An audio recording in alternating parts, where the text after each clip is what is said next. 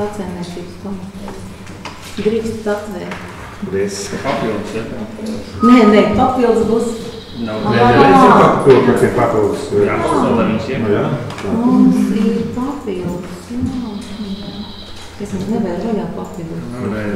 Kas tev redz? Tas jautājums par rošu. Ierīcības projektā. Dzirdētas nosaukumu. Tā, mums ir papildus lēmuma projekts par zemes ierīcības projektu rošānu apstiprināšanu. Kas ir par šī jautājuma iekļaušanu komitejas izskatīšanai? Kas pāris? Atturās. Un mums vēl bija papildus. Tas jums vēl bija? Uz mājām ir atsūtīts Valentīna vēl papildinājums. Papildus punkts pie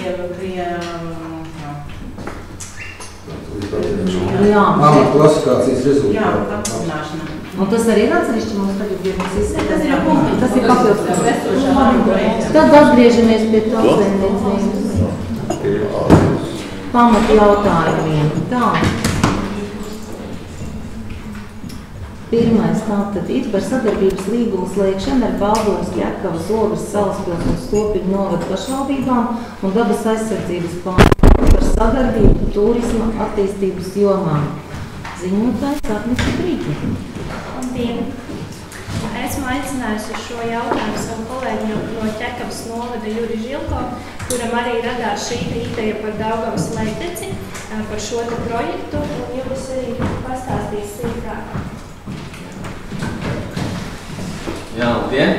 Mans vārds Juris, esmu Ķekavas novada pašvaldības turismu koordinācijas centra direktora pienākumu izpildītājs šobrīd. Un jau pagājušajā gadā mēs aizsākām sadarbību ar Rīgšķilas novada pašreizējo turismu vadītāju Agnetu un arī ar citu Daugavas leiteces turismu informācijas centriem par turismu kartes izveidi, Daugavas leiteces turismu kartes izveidi, ko tad arī veiksmīgi izdevām šī gada sākumā. Un arī šī gada sākumā mēs veiksmīgi visi novadi piedalījāmies turismu izstādē Baltūra 2014, bet ir jāiet tālāk.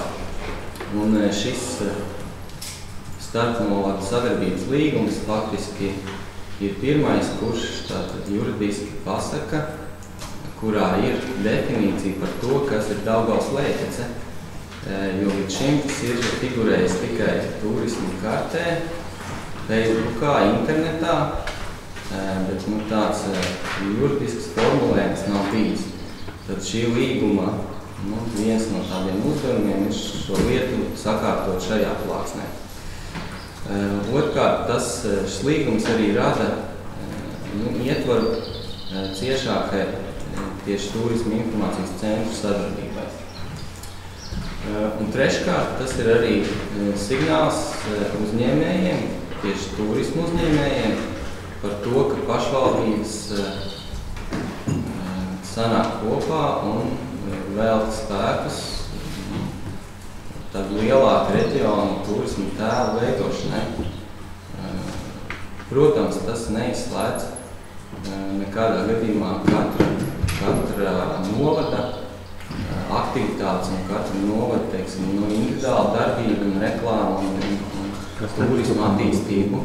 Bet tajā brīdī, kad mēs redzam, ka citur Latvijā šāda te kooperēšanās notiek, senākais un stiprākais tāds piemērs un visiem zināmais ir Gājas Nacionālais parks.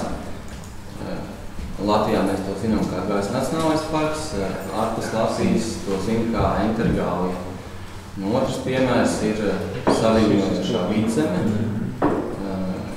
Faktiski no viņiem arī ir aizbūta šī līguma redakcija, kas ir darba kārtībā. Un ir dažādi citi, varbūt lielāk, mazāk piemēri, kur novada apvienojas, lai tā teikt, nokostos no garšīgā Rīgas pīrāga, ja, jo lielākais turistu vairums nakšņo un uzturas joprojām Rīgā. tas ir apmēram 75%, bet vismaz Ķekavas novads viens pats nevar nekādīgi sacensties ar Rīgu. Ja. Es domāju, ka kopā tas ir daudz vieglāk izdarāms. Un arī faktiski, ko nepieminēju, tad mēs piedalījāmies arī vairākās starptautiskās izstādēs Lietuvā, Igaunijā, Nīderlanda, Vācija, Somija un Baltkrievija. Tur tas novērojums ir tāds, ka liela daļa ārvalstu turistu, šo valstu turisti, viņi zina Rīgu, Latviju, jā, varbūt kāds zina arī tos mūsu novads Vidzemes Kursem, bet maz kas zina, kas notiek ārpus.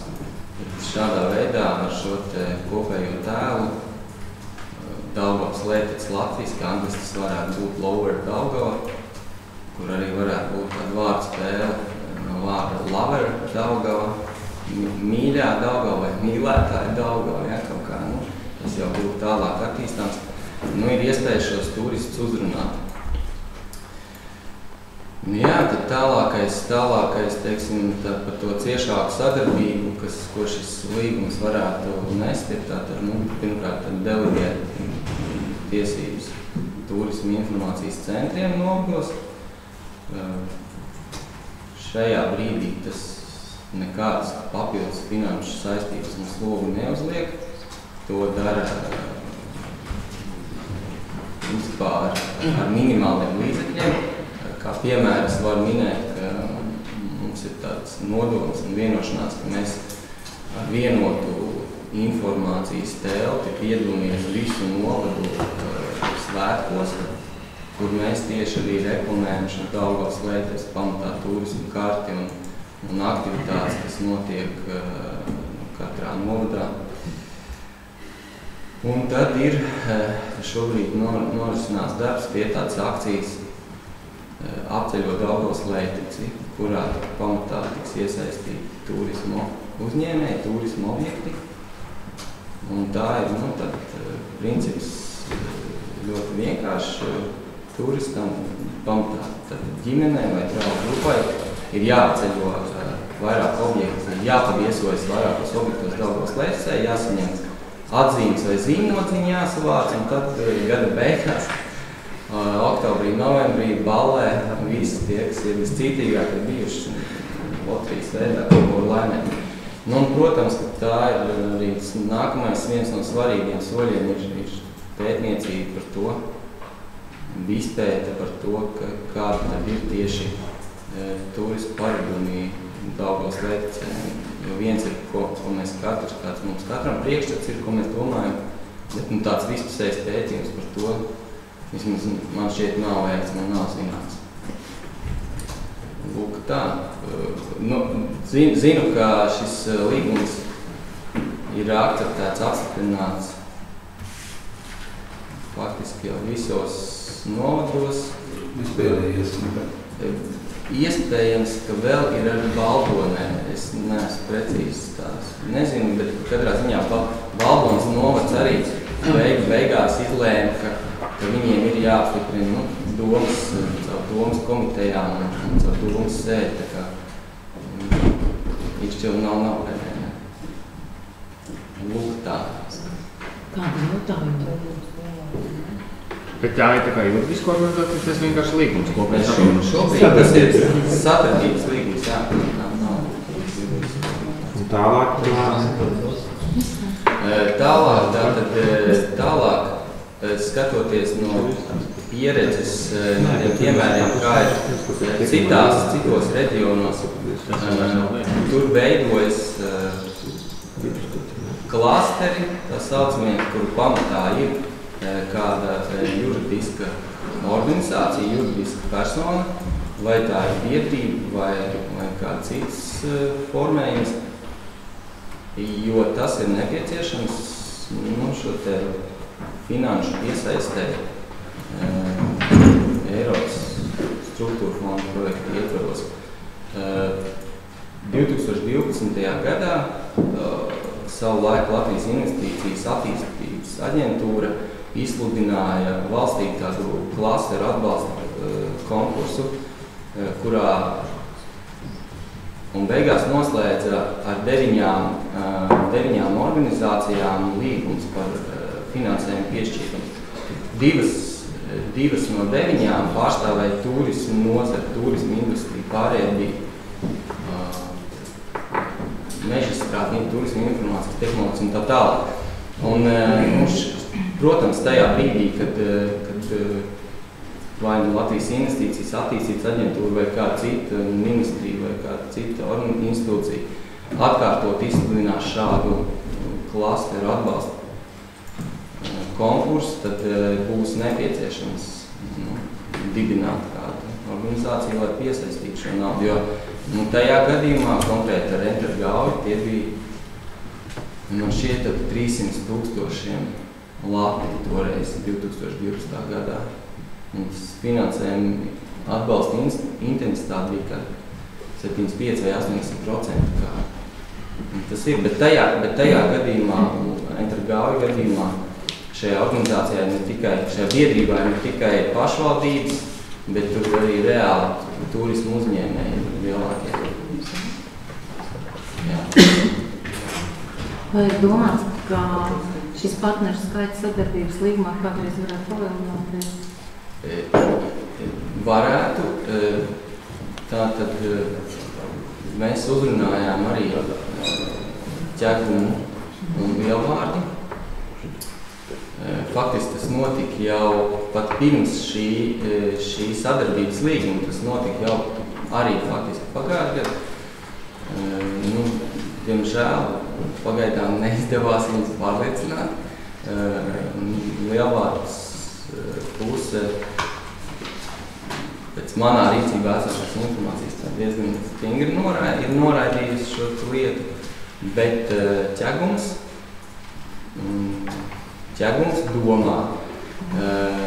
Taču ir tā, ka Ķegumā ir Latvenergo muzejs, jūs ziniet, un Latvenergo muzejs ir nofinansējis šīs Daugavas Lēteces kartes otro laidienu, otro izdevumu, kurā ir ietverts jau Ķeguma novads. Līdz ar to šī Daugavas Lēteces otrā karte ir ar 7 pašvaldībām.